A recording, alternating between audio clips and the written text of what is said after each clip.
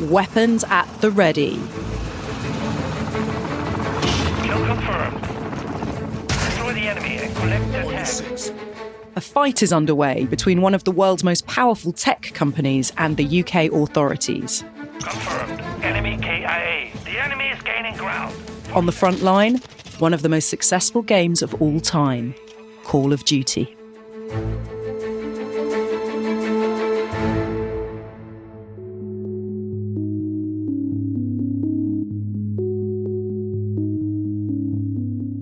A month ago, the UK's competition watchdog blocked a deal by Microsoft to take over Call of Duty's developer.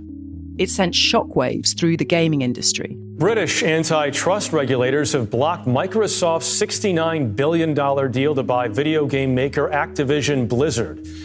The all-cash deal was set to be the biggest in the history of the tech industry, put together by the maker of Xbox video game consoles.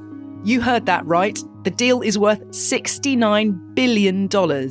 That's roughly the GDP of Croatia.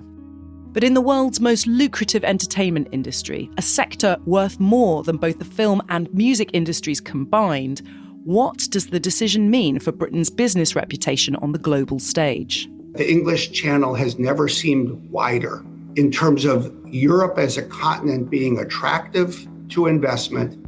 And in post-Brexit Britain, could this deal land a fatal blow to the government's plans to make the UK a global tech superpower? Rishi Sunak has said they'd like to be the Silicon Valley of Europe. And if deals like this can't get through, they're not going to be Silicon Valley, they'll be Death Valley. You're listening to Stories of Our Times, from The Times and The Sunday Times. I'm Jenny Kleeman. Today, how Call of Duty became Britain's post-Brexit battleground.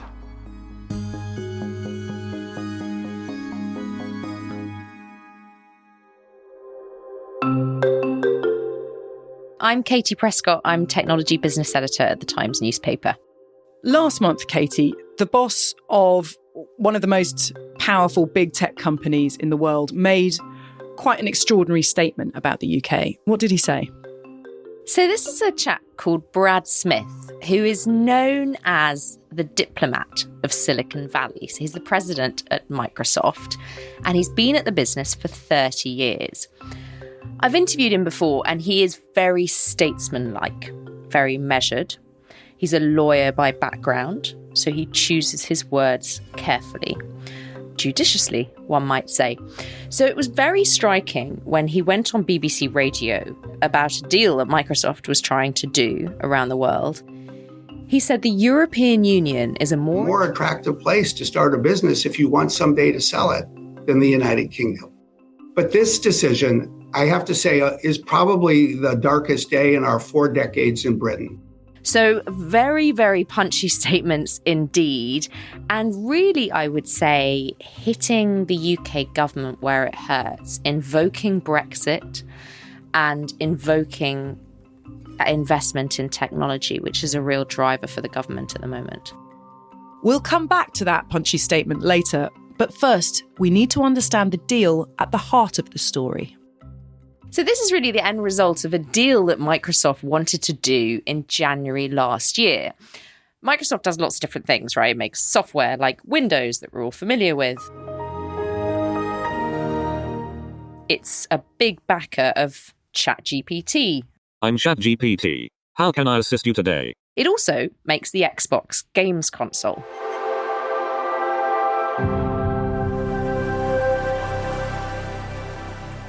And so in January last year, it said it wanted to buy a company called Activision Blizzard, which is an enormous games company, in a deal worth $68.7 billion. And it really took everybody by surprise when it was announced. That is an enormous sum, $68.7 billion. Quite a lot of zeros to get your head around, isn't it? Almost impossible to get your head around it. So why is Activision Blizzard worth so much? Why does it matter so much? I guess for Microsoft, it feels like a bit of a marriage made in heaven, because making a games console, suddenly owning a games company, opens up lots and lots of possibilities and makes quite a lot of sense. And Activision Blizzard is one of the biggest games companies in the world. It was started in 1979 in California, and it's just got a raft of really, really popular titles. Recruit, step forward. So We're approaching World the of island. Warcraft, We have a mission to accomplish. Spyro the Dragon, Welcome to Town Square, Spyro. Crash Bandicoot, This Bandicoot will be my general. Guitar Hero, Candy Crush, Divine. and Call of Duty being the really major one. So we're talking about a really, really major player in computer games. And then with Microsoft owning the Xbox, you can see why they really, really want to, despite the number of zeros, spend billions on it.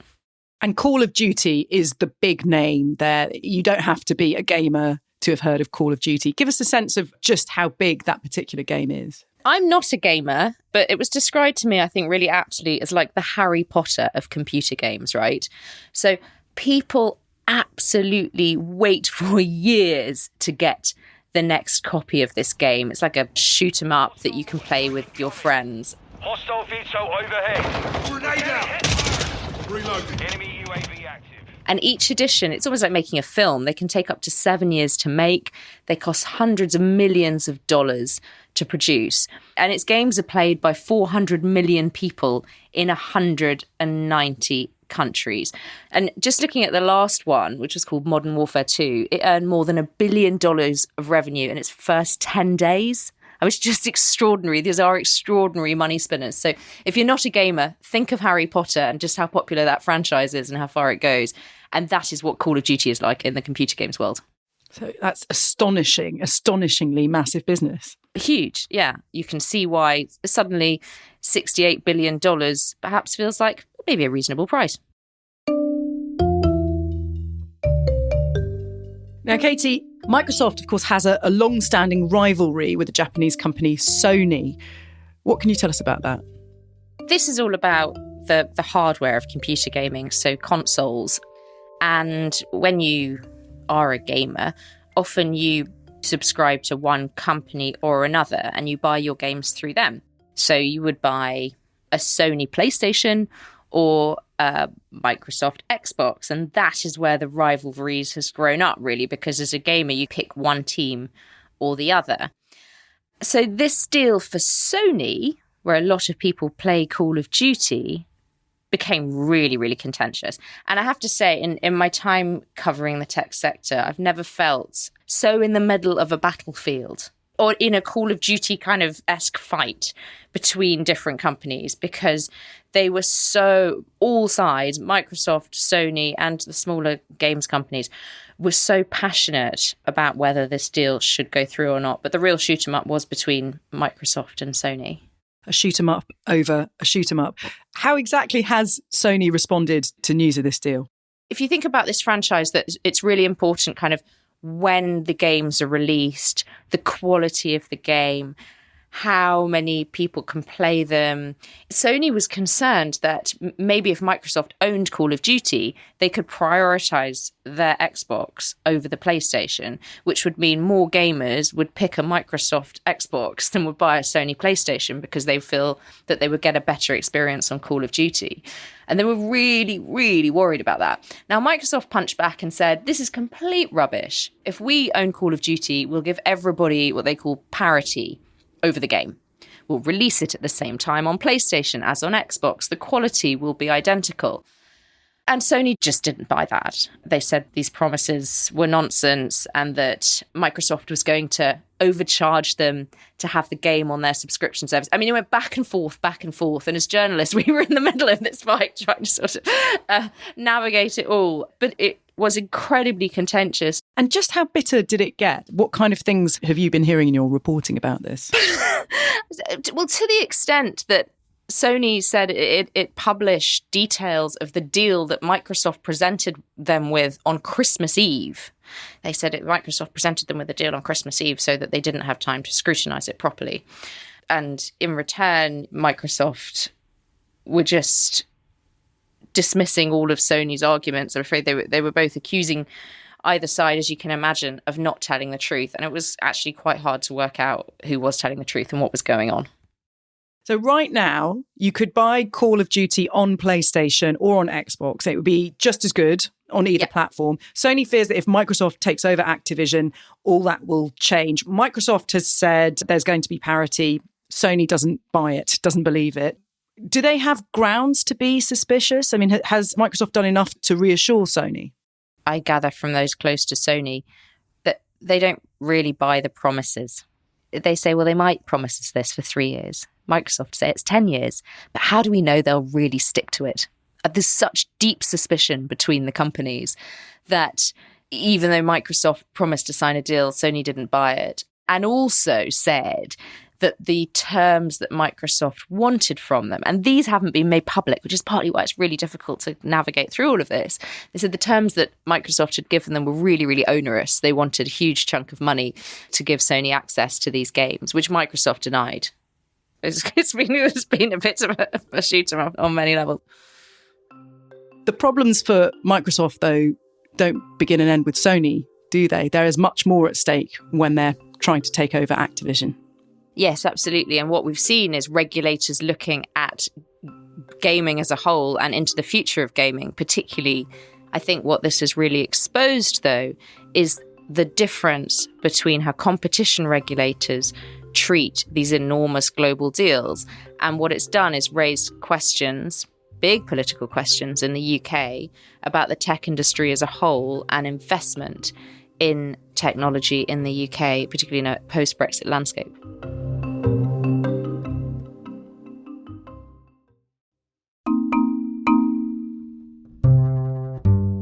Now, Katie, this is a massive deal. $68.7 billion. I can't quite believe it.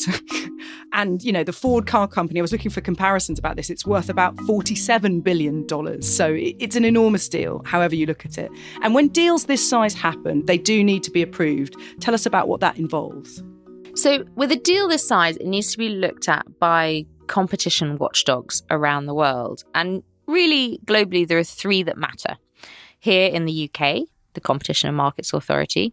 Then we've got the European Commission in the EU and the Federal Trade Commission in the US. So these are the three big players. And they all operate in very different ways. But essentially their job is to look at whether this massive deal, whether Microsoft, which owns a big games console and a cloud business and a big software business, owning a company that makes games would stifle competition in the sector. And so that's really what's been going on ever since this deal was first announced. Can you explain why British regulators are involved if we're talking about American companies? Oh, it's such a good question, because I think a lot of people have wondered why Britain has had such a big role in this. And I've had a lot of people ask me, well, if you're talking about the EU, you can see the size of that market. The US, you can see the size of that market. But the UK is also a huge market in this space. And when you've got two companies of this size and they're global, they need to get it approved in every jurisdiction. So when Brad Smith was on the BBC talking about the deal, he said that governments around the world have approved this deal. That was true, but it included Saudi Arabia and Brazil, and they don't have the global reach or impact of the UK, EU and US. And actually the Competition and Markets Authority is very well respected around the world. And other regulators do look to it for guidance. The UK's regulator, the CMA, they have come to a decision, haven't they, about this Microsoft Activision deal? They came to that decision at the end of April. What did they decide? They blocked it. Ladies and gentlemen, we had some breaking news earlier today when it comes to the Microsoft Activision Blizzard deal. Got a bit of a curveball actually this morning based on kind of where the sentiment was yesterday heading into the CMA's decision today. And this, as soon as it was announced that the CMA was blocking the deal, social media just exploded. But we have response. They decided that the deal couldn't go ahead and that it would stifle competition in the cloud gaming market. So this is where people play games over the internet, streaming them without the need for consoles. And it was quite a surprise because everyone's focus had been so much on the Sony-Microsoft rivalry that we were covering incredibly heavily, and it seemed to be at the crux of the problem as soon as the competition authorities started to get involved, was actually quite swiftly dismissed. And perhaps attention had been taken away from one of the elements that the CMA talked about in their initial findings, which was this issue of the cloud. And it was quite interesting in their preliminary findings. They said that they felt that Microsoft's ownership of Activision and dominance in the cloud, so it's already got a 70% market share of cloud gaming. And they said that poorer people would suffer from this dominance because they tended not to have the very expensive games hardware like an Xbox or a PlayStation. So they said when it comes to developing this market, yet a small market, they said they thought this is the future of gaming. And if Microsoft took over, it would have dominance in this space. So it's about the future of gaming being in the cloud without having to buy extra bits and pieces so that you can play. That's right. And it's quite a different battle to the one that Microsoft is fighting with Sony. Yes, a very different battle. And meanwhile, last week, the EU regulator released its decision. What did they decide? Well, they went the opposite way and passed it. Quite, actually, to a lot of people's surprise, because they had looked at exactly the same evidence as the UK's competition watchdog. They'd also dismissed the concerns about consoles as kind of irrelevant. They were also focused on the cloud, but they'd said, actually, if Microsoft makes us certain promises over the next 10 years to make the games on Activision, past, present, and future, available on all streaming services, we're happy with this. Has the way the Competition and Markets Authority regulates things changed since Brexit? Yeah, so I guess in the past, they would have tied in more with the European Commission, and this would have been a European decision. But ultimately, in a post-Brexit world, they made this call themselves, and it was one of the first major decisions they had made since Brexit. Is there tension between the British and European regulators? Yes, there is. And I was really surprised, actually, because when the decision came out, the CMA issued a response to the European Commission, which is pretty unusual, and being very critical, actually. So they said that essentially the Commission had made a mistake, and that by Microsoft passing the deal, they'd be able to set the terms and conditions for this market for the next 10 years. So really punchy stuff. Katie, tell us, what has the reaction been then from Microsoft and Activision to the CMA's decision? Well, we heard the Microsoft president, Brad Smith, coming out on BBC Radio saying that it made the UK a very difficult place to invest, that it showed that the European Union was a better place to invest. It does more to shake our confidence in the future of the opportunity to grow a technology business in Britain than we've ever confronted before. And will it therefore affect Microsoft's decisions about investments in the UK? It certainly will not help. Bobby Kotick, the punchy boss of Activision, who's owned the business for a very long time, since about 1991, said it was just a flawed ruling in every respect. And what it demonstrated to us is that these regulators, they don't really understand our business. It's going to make Europe a better place to do business. They were furious, and they were really pressing all of the buttons that the UK government wouldn't want them to touch. And for all of us who had some hope that post-Brexit, the UK would construct a structure that would even be more flexible, that would be better for investment, better for technology, we're now finding that the opposite appears to be true. The government at the moment in the UK is trying to make the country a science and tech superpower by 2030.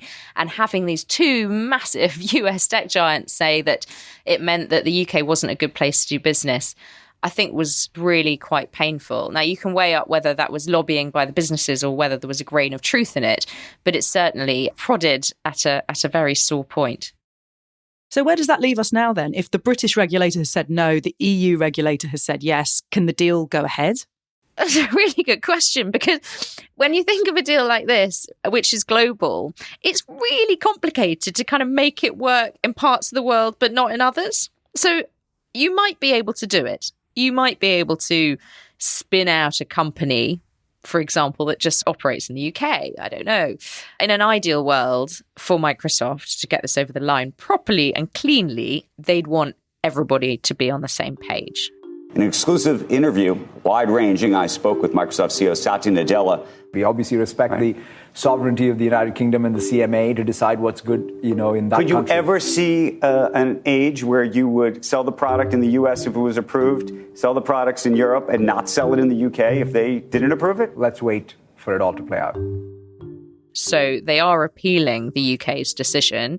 And it'll be very interesting to see what happens with that, because actually in these appeal cases, they are very rarely overturned. And what about the US regulator? What murmurs, rumours have you been hearing about what their decision's likely to be? The Federal Trade Commission has said they don't like the deal at all, actually on the console side or the cloud side. So they are suing to block it. They have a court case on the 2nd of August. The case will really hinge on whether Microsoft can convince the judge that its case is reasonable. I'm not sure which way that they're going to come down, but it will clearly be fascinating and clearly something that the competition watchdog in the UK and in Europe will see as a judgment on one side or the other. And given those tensions between the three regulators and how they're viewing this deal, what do you think is the future for the deal? If it doesn't go ahead, Microsoft has to pay Activision, I think, up to $3 billion in what's called a breakup fee. With a deal like this, if the different regulators don't pass it, it gets extremely messy because you have to change the structure of the company potentially. I mean, how on earth do you make it workable, particularly with a computer games business when you're streaming from the cloud, which means it's available everywhere, to only let it happen in certain jurisdictions. But clearly Microsoft is really, really keen for this to go ahead. And so the future will hinge, I think, on what happens in America next and what happens in the UK and whether this is overturned.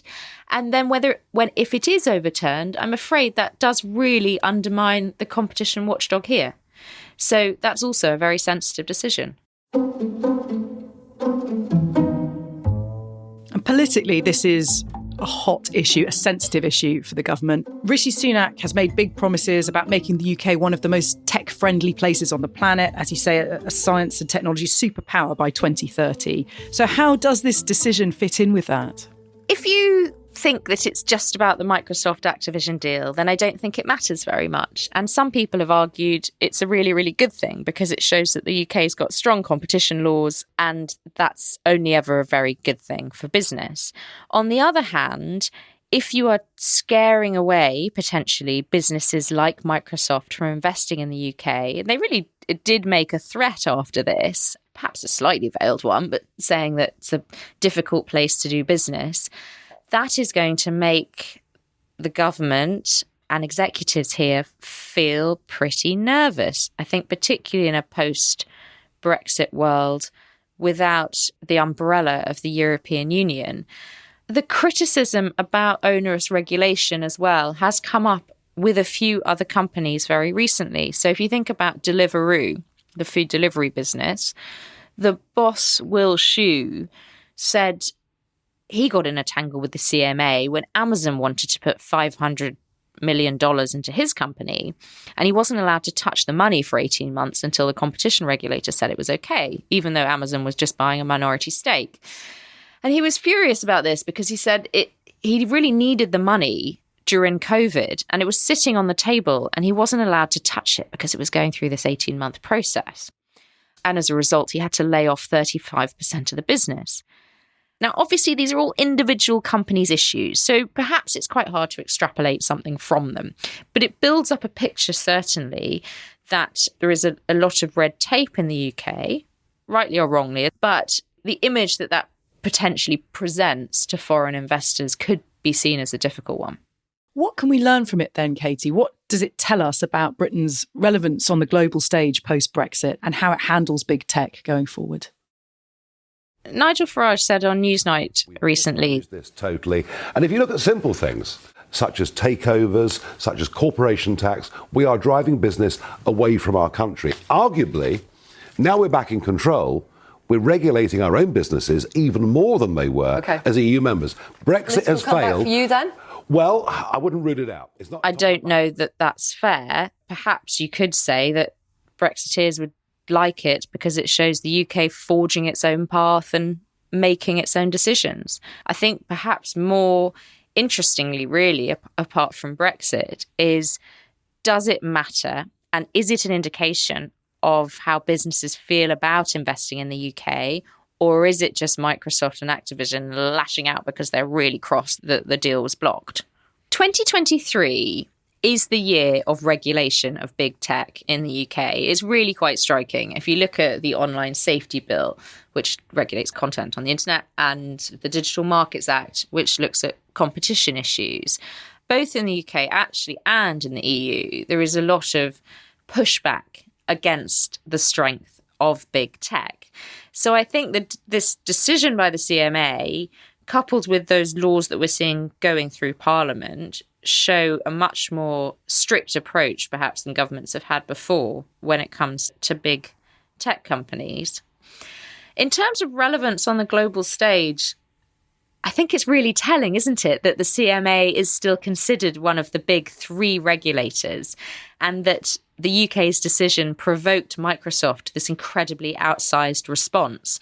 So you could argue that it's actually quite positive that the UK is still very much considered one of the big players when it comes to the global tech scene. So this whole deal is about a hell of a lot more than just computer games.